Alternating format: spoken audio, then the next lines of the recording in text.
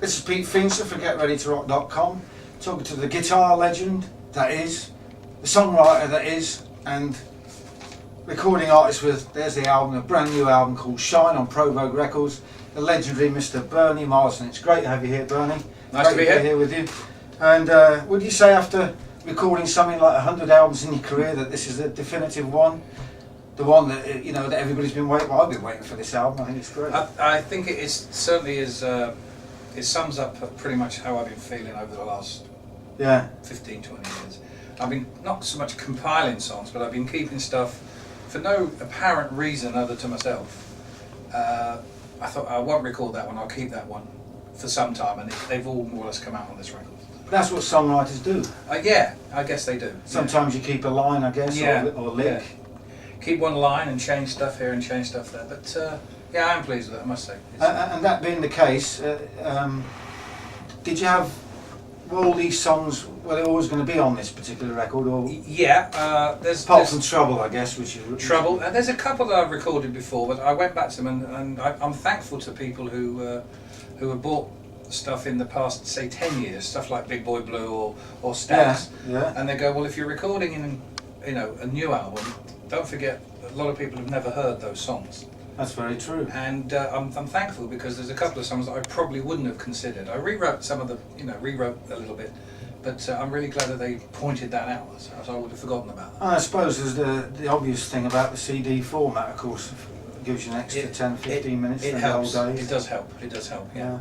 Interesting thing about this, of course, is it's the album's produced by your former band member Rob Cass, who was in Alaska. Yeah. That must have been kind of interesting to meet him in a different context like that. Rob called 2 Christmases ago. Rob just out of the blue contacted me to say, basically he wanted to have a sort of a get together to say thank you for bringing me over from Ireland in the 80s. Which you did. Yeah. So it's either he thanks me or it's my fault. Whichever. Yeah. But he's cut himself a nice little career, and then I said, well, what are you doing at the moment? He said, well, I'm working out of Abbey Road. I said, oh great, so why don't you come up for a lunch? And it was just after I'd spoken to Marsden. Yeah. And I said, well, I've got to Provoke Marsden. And I said, I've got to, I'm going to make a record. And he said, well, where are you going to do it? And I said, I don't know. And he said, why don't you do it here? And that's how that came about. So that was the end of that conversation, yeah. Okay, so that's how, but Rob's, he's very, very good. And it was nice to have a producer, I've been, instead of being head cook and bottle washer for everything, even down to booking airline tickets, it's nice to be able to go in and play the guitar and sing the songs. That's good. And what did he bring to the arrangements and things like that? A lot of stuff that, like you say, the production's really good, and thank you for that. Big sound, big drum sound. Yeah. Big studio sound. Yeah. I think I said on a promo film somewhere, the record sounds expensive because it was expensive, but that's kind of a little flip. But he did a lot of stuff that he wanted to do that I might have said, oh, I don't know, me being in the old days. Yeah. Whereas he lives in the modern world with the technology, and I'm really glad I let him more or less. So you had to let go a little bit. I let a lot. I just said, here's a bunch of songs, you pick out the songs. And we did more or less that together. He said, no, I want you to be happy with what you want to record and sing. But once we got the musicians involved, and a lot of the stuff that you hear was done after I'd done my stuff. Right. I mean, he involved me in it, but... Does that include the running order? I think we did the running order between us. Yeah. It's almost as it happened, I think, the running order. Right. Almost. It's got that flow to it. Well, that's why what we always look for. Line track with with me shouting out the changes and stuff. Yeah. Whether you want, that was never, as far as I was concerned, that was never meant to happen. That would come out, and he was more or less insistent. Yeah. He said this sums up the session because that's how the vibe was. Yeah. Which is true. Yeah. And I like it. And I was going to come to this later, but it's relevant to what you're saying now. The guests on the album, which include the great Joe Bonamassa, of course, David Coverdale, Ian Pace. Well, you tell me. There's loads of them. Jimmy Copley. Yeah, Jimmy Copley. Don Airy. Mark Felton. Well, Mark is a very good point at which to start. Were those sort of people? Did you see them as being useful, being, if that's the right word, for particular tracks, or did you just think they were there and we're just going to go for it? I'm lucky. I'm lucky, am I? I get a track and I think, wouldn't it be great to have harmonica on this? And I just I just happen to have the best harmonica player in the country in my phone, and he's a mate. Yeah. But there's quite a few mates like that, you know. And Mark came down and played, man. It was just, well, on Lady Friend. Yeah. That really long intro and the really long outro. Well, it was hop over the top of that it. wasn't meant to stay. I just loved it. Right. So Rob said, "How are we going to edit this?" I said, "We're not."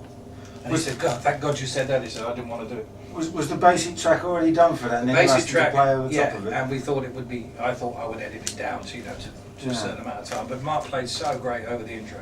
I mean, there's a whole synchronization for some movie on the intro. Yeah. Yeah, there's a lovely vibe on there. Yeah.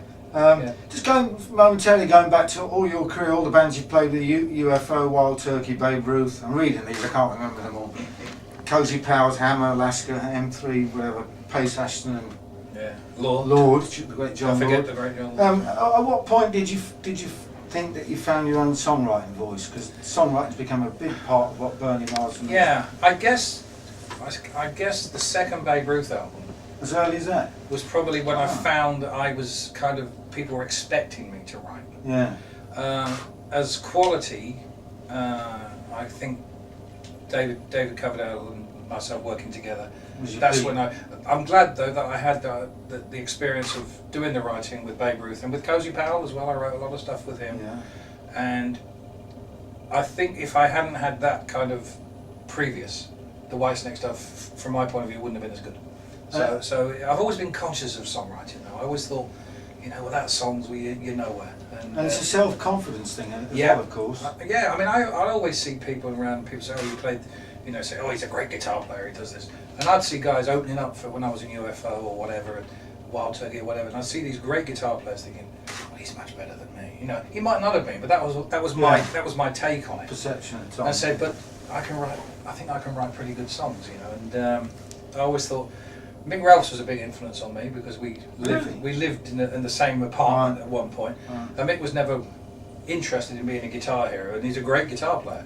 But man, what a songwriter, you know. And I realised then that the power of it. Of course, then the financial element came in. They said, well, if you write the songs, you make more money. So that was always an incentive. And in your case, some of your songs have been gloriously recycled by the same band you were once in. Gloriously, yeah, that's right, yeah. Which helps. To this day, this week I've signed off to synchronisation rights. Wow. One yesterday and one today. So it just goes on. And some of those songs pop up on movies and then. Yeah. Here I go again. In probably one new movie a month. Yeah. Let's get back to the album called Shine, and one of the most outstanding features of the record, I think, actually, is the vocals. Not just the lead vocals, but the harmony vocals on there. Was there a feeling that you're in Abbey Road and you're a Beatles fan, self-confessed Beatles fan, that you throw in a few harmonies in there into the songs? Or? I think certainly I could say no, but I'd be lying, wouldn't I? I mean, we're working mainly in Studio 3, where my favourite album of all time was made, was Revolver. Dark Side of the Moon was done in there from one to the end. And I think vocally, Rob Cass is doing a lot of the BVs. Him and I do quite a bit together.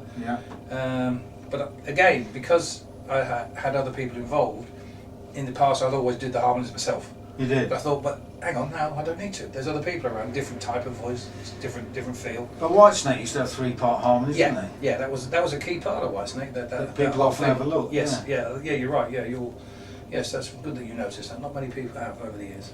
Well, I probably noticed it because this album is full of those little things. It has. There's a few like details. Yeah. Lovely. Okay, the title track, I guess, is the closest track on the whole album that you get to Whitesnake and Purple. I think that's fair to say. Yeah. Is that why it's the title track, or was it the first one that you wrote? It was a song that I'd had knocking around for a while. You know, the idea of it, and that whole thing was almost a bit of a cream vocal kind of thing. Yeah. But the part that I could imagine Deep Purple playing that song with John and the riff in it. Very strong riff riff, and I think maybe that's what I wanted to get, maybe that track in there, and it just turned out that Shine, and I thought make a decent title for the album and stuff. And both Don Airey and Joe Bonamassa played brilliant solos on that. Brilliant. I mean, Joe was fantastic. Joe came down. He came down on his one day off in a 10-day tour over here last year, and he came and played my guitar on my track, and it's probably the down. Beast. He played it on the Beast. We'll talk about that in a minute. And He came in, and that's the kind of guy Joe is, isn't he? You know, Oh yeah. You met him, you know, he came in on a day off, and I thank him from the bottom of my heart. And it's a worthy title track. Yeah, he plays great. But there's all by the time the album comes out, there will be a bonus track, Right. Where he plays instrumental Oh, over the whole thing. So where there's a Hammond solo with Don on the album, right. download he plays the tune. It's very, very good. Oh, that's interesting. Yeah, it's just a different take. Well, given the fact that you're almost at your peak, there's more to come hopefully, Bernie, but almost at your peak in terms of songwriting and in terms of where you're going musically, direction-wise. Why did you kick off with Lightning Track, a cover, blues cover, in fact? Yeah. In fact, the first two tracks are actually blues tracks. Interestingly enough, that's a separate question. Well, I think Lightning Track has always been a piece of work that it's always been in my head. Right. And I discovered Lead Belly when I was pretty young. Yeah. And that was one of the tracks that I liked. You know, I like the work ethic behind it, the whole thing That's about it, you can almost, in his version of it and subsequent version, and Taj Mahal did it as well. You can almost feel those guys throwing down those railway lines.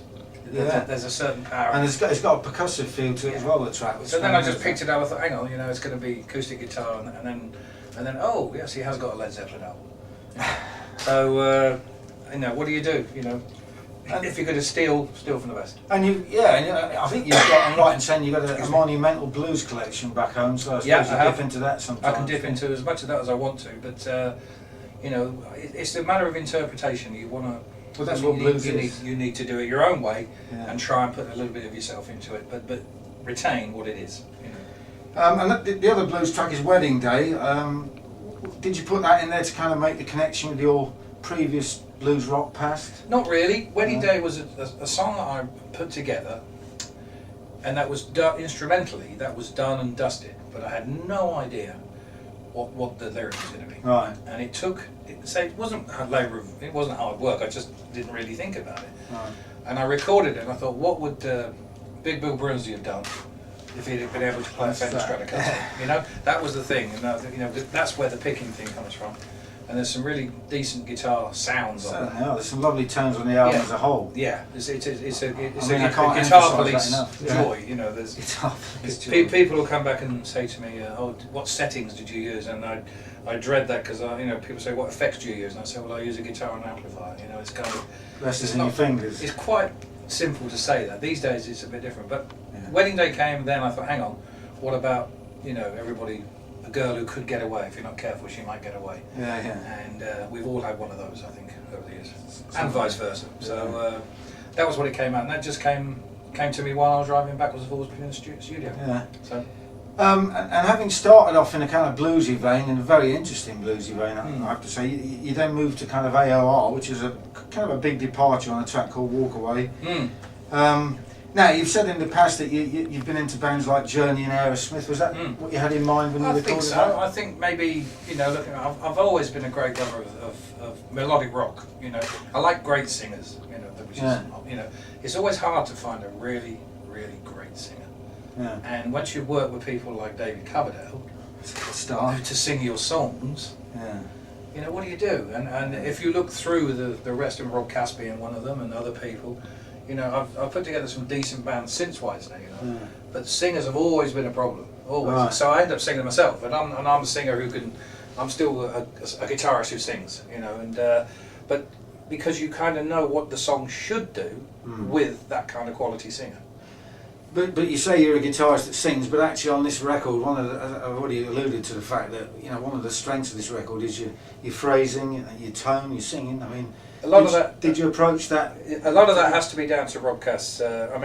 Because he would say to me, like, you're singing, you sing, and he got a great vocal sound for me in the studio. That always helps, when you're working with the tracks. And then he said, he said to me, like, within, a few days of starting vocal stuff, he said, you're singing better than you've ever sung.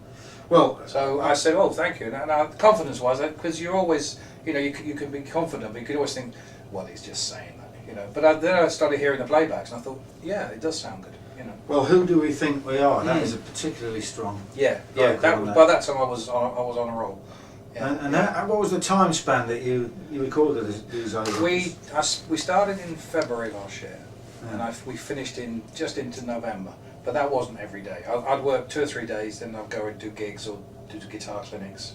You know, I went to India for a month and stuff like that. Yeah. So Rob said, well, look, let me look in my book and let's clear 2 or 3 days every week or every. So it was nice, and it gave me a chance to go back. Sense of continuity. Yeah, and I could go back and check stuff I'd done 2 weeks before. Yeah. And say, let's do that again. Yeah, no, that's good. That was good. Yeah. So there was no pressure either end to finish. But you've also said in the past that you as an artist like to sound British. And yet that particular track is very as American as you're going to get, isn't it? What you mean? Walk Away. Walk Away. Yeah. Well, I suppose so. Yeah, I suppose it with a very English singer. Yeah. Well, no, not even that. I mean, it's you nailed it. Well, thanks. I'd love to hear Steve Perry sing it. You know what I mean? Yeah. It's like what I always say would be a real singer. You know, what would they do with it? Well, you might end up getting it because a lot of your songs end up with. Yeah, they do end up with some of the American great people. people. They do, yeah. And kind of wish you would. That's a good example of how you bring different influences into. Yeah. And interpret and bring them to your own style. Bit of ZZ Top in there, but that pretty much came from Rob Cass. Did it really? I did the track, did the singing. A bit of ZZ Top. Bit of, yeah. And he put that kind of sound. He put a little bit of distortion on the voice, and yeah. But I hear as much. I tell you what I hear in that. And this might throw you a bit. I hear a bit of Mother Hoople in there. Yeah, well, a band people often forget. Yeah, of course. yeah. I loved it. You know, and Ralph's we mentioned. Yeah, and there's some great sort of Leon Russell type piano on there. It's a little bit of a mishmash, really. It isn't quite. I think when you first hear it, you go, "Oh, it's one dimensional." No, yeah. And I've been hanging out with Billy Gibbons, you see, in Switzerland. So that's my excuse. No, it's a great track, and it lifts the album up as well. It does. Yeah, it's got that dynamic. Well, did you ever think about re-recording Trouble before you reconnected with David Coverdale? It was recorded before. I did but record not like it, this. but not like this. Yeah. I'd gone back with a completely different. I'd gone back to I went into a studio near where I live probably 3 years ago, and recorded 2 or 3, maybe 3 or 4 Whitesnake songs with basically acoustic instruments, just to see how they would sound. Yeah. And I was really pleased with them. So we did Trouble, and then when all this came together, I thought, well, I'll ask David. He said, yeah, let's do it. He said, but we'll do it kind of different. So I said, all right. So that's how it's turned out. And he's singing great on it. It must have been great that you got on again after all those years. And yeah, I mean, we'd reconnected. It was a long time before we did this. We Yeah. reconnected, and we were on really good terms again. And as people of our age and whatever, we should be. That's how things should be. And I didn't have to call his managers or lawyers or anything. I just said, would you sing on my album? He said, of course. He said, of course. He said, so what can I say? It's one of his better performances of late as well. I think he's singing fantastic. It's in the same key as 1978. So all that thing, can he sing anymore? Is kind of thrown a bit into touch. Yeah, quite so. And he performs really well on it and done a great job. I'm very, very happy with it. Just thinking about the album as a whole, did you have a kind of vision of what it was going to be before you set out recording? Not really, no. I just wanted to record, 10, 15 songs and get the right players on them and get the right feel, and then see how it started to shape up. There's stuff that I didn't put on the album that is would fit perfectly, but just that you get to a point where you've got to stop. Yeah. And so there are other songs around, and then there's some songs I brought in that I didn't expect to bring in, one of which you just got I'm going to go to that. Yeah. Bad Blood features Cherry Lee Lewis, who I know quite well. She's very strange. She's an Americana kind of singer, but she's had a very high profile lately with Del Brom and guesting with Walter Trout and these people in a blues rock format. And that is very much a blues rock song, isn't it? It's a song that I wrote a while back. I recorded it in session for the BBC at one point, and then when we came in to do this, I played it to Rob, and he said, well, why don't we do it like this, let's slow it down.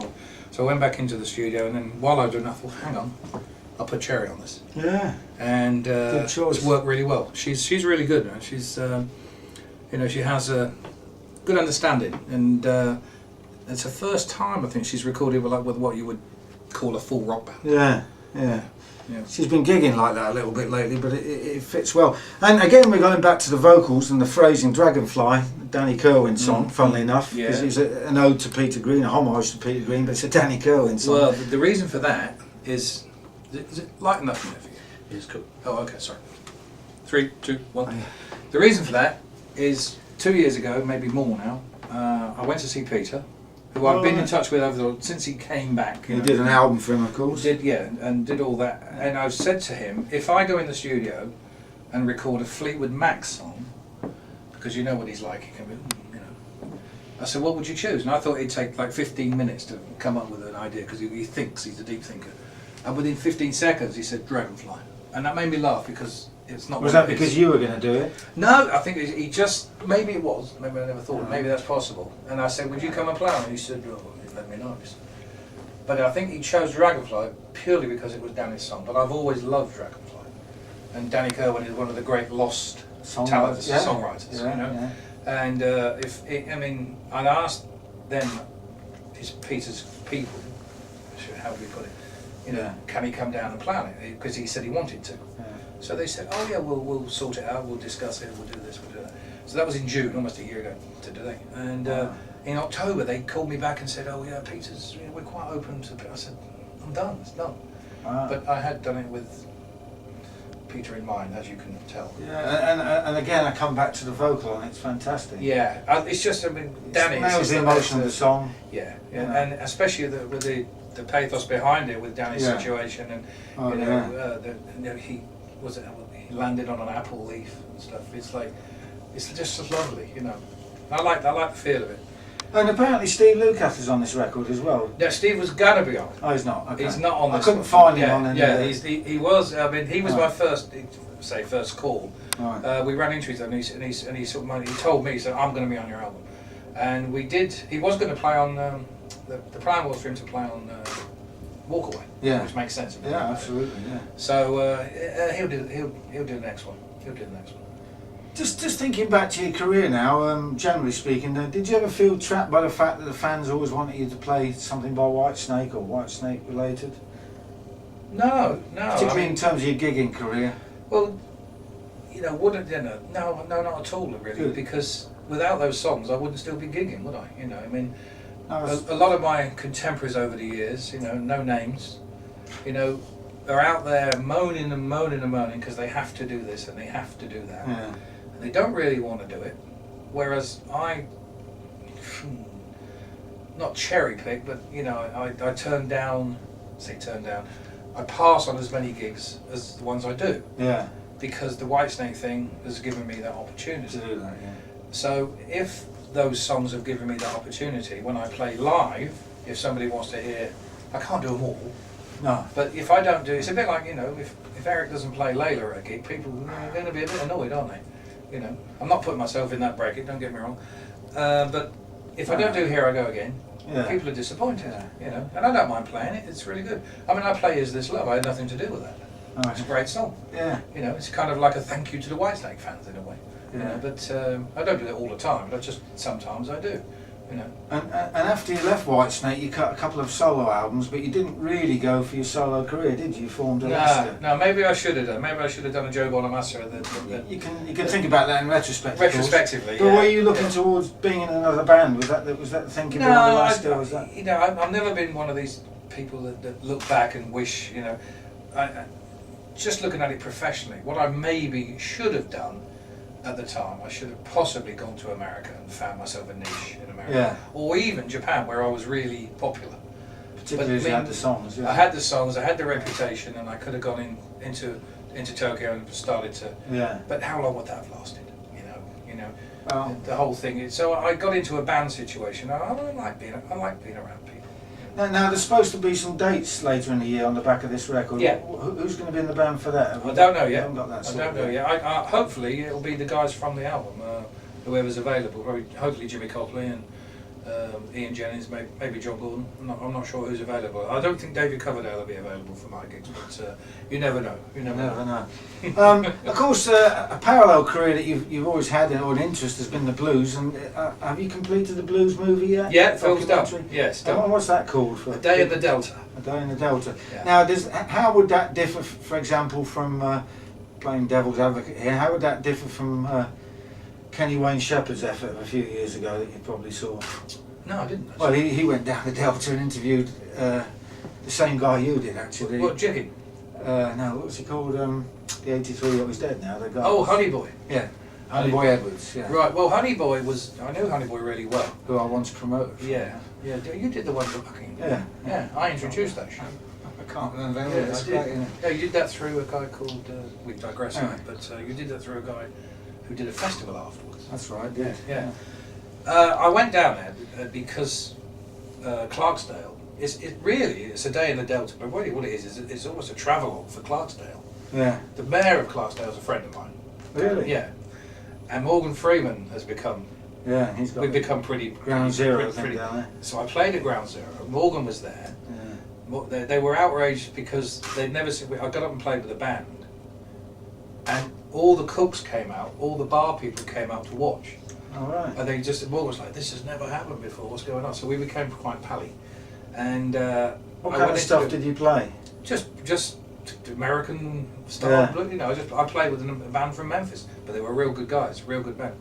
And we became friends. And then I said, well, what are you doing down here? I said, I've come down here to make a film. He said, make a film? Who for? I said, me. You know. So they kind of found that quirky, you know. Did you script the whole thing? Well, they said when we were doing the shoot, like we're doing now, and they said, "Oh, man, you're really prepared, you know, and everything." Yeah. And I said, "What do you mean?" They said, "Well, you know." Well, you got the knowledge, haven't you? I said, "I'm doing it as we do it. It's coming out." Yeah. I said, "I know what I'm talking about." Yeah. And I knew more about Clarksdale than the guys who were the crew who were from the area. They didn't know anything about it. That's often the case, though, Yeah. isn't it? Yeah. People come to London, Americans, and they give you the whole But spiel. Issaquahna Street, which Yeah. is what Honey Boy told me all about. Wow. He said it's disappearing. You know, it's falling down year by year. Oh, So I've now got a visual record of that and stuff. And even between the times I first went there in the 90s and now, it's radically changed. But it still retains that whole Delta feel. Yeah. And to think that these were the places where Robert Johnson stood, Johnny Shines, Honey Boy. Yeah. Yeah, and she showed me where they stood. Oh. You know, you saw They've got a museum and all that kind of stuff. No, not really. There's a thing.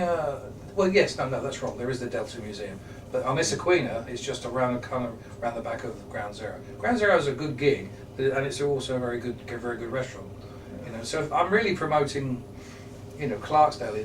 You know, more than Yeah. you know what a European. When's that coming out? It's in with a distributor at the moment, but we're talking about maybe Sky Arts doing it. So I'm waiting to see if I do a deal. Oh, that would be Yeah, excellent. be good, be good. It's a nice little film. It's one of those things the BBC, if they did it, my daughter works for the BBC, so she said, well, they'll probably say, well, it's a really good demo. Yeah. Now let's go and do it. Yeah, yeah, you yeah. know, because you know I did Like it a on treatment, really. Yeah, Yeah. yeah, Yeah. But it's an interesting thing, and it's a passion for me. You know that. And, Yeah. And talking about playing in the States, this year, of course, you play with the Allman Brothers in you New can edit York. that. You can edit that. Yeah. I played with the Allman Brothers, yes, Yeah. after all these years. How did that come about? Well, Warren's a good friend of mine. Yeah. Very good. And I played with Warren last year at the Bridge. But we've known each other 20 years, and you know, I've always been in awe of the Allman Brothers, you know, Yeah. like all of us. And I must have played One Way Out, you know, 100 times over the years. But now I've only played it once, because I played it once with Bush Trucks and JMO behind me. Right. And it was just magic. Can't get any better than that. Live with the Allman Brothers at the Beacon, you know, that's it. And what did you play? One Way Out. You did, yeah. Yeah, it was fantastic. And there was some really good. Devon Allman was there, who was really good, and Derek Trucks. I mean, well, what can you say? So there's me, Derek, and Warren, and I'm just like, I'm 18 again, aren't I? You know, I could have been up there with Eric Clapton and Freddie King. I wouldn't have been any happier. Somebody must have filmed that. There'd be a film somewhere. It got recorded though. It's Right. officially recorded. So. And did you Yeah. take your guitar over there, the Beast? No, I didn't. No, I Don't used. suppose you travel with that I used. anymore? I used. No, it doesn't travel. No. No, it doesn't travel. You have to be careful with it. Yeah. I used my. I used a PRS. Did you ever find out the origins of that guitar? Yeah, I did. There's been rumours for 40 years about it since I had it, but 2 years ago at the Rock Awards, the guy who sold me the guitar was at the gig. Wow. And I said to him, can you remember where you got it? And I said, forget it, it's 40 years ago. And he laughed, and he said, I remember it like it was yesterday. He said, I bought it from Andy Fraser. Wow, Andy Fraser. Andy Fraser bought it from Paul Kossoff, and Paul Kossoff got it from Eric Clapton. Subsequently, Yeah. it appears that Eric bought it from Andy Summers. All right. So, you know, one of these days... Links in the chain. Well, Jack Bruce, when he saw it, you know, the first time he ever saw it 20 years ago, and Jeff Beck, both said, "Oh, was that Eric's?" You know, like it was like, "Oh, okay." And I said, "Well, I don't know." And I never said it was. I never said it wasn't. It was good press for a few years. Joe Bonamassa played it at the Albert Hall, of course. Yeah. Which was a great night. And you mentioned Jack Bruce. You've actually played a couple of tracks on his new record as well. Yeah, that was a joy. Playing live with Jack Bruce in Studio 2. Which was on a very, very cream sounding track on there. Yeah. I forget the title of it, but it's There's a Take It Down, is it called? yeah. Yeah. That must have been a blast as well. It was a joy. A lot of interesting people on that record. Yeah, Cindy Blackman Santana playing drums, Carlos's wife. So that was Jack and I, Cindy's on one track, on that track, and Frank Tonto's on the other one. It's really, it was great. It was, what do you do? Me playing with Jack Bruce and Abbey Road, hello. Yeah. And I'm going back into your career now for a question that everybody asks you, so we might as well do the same.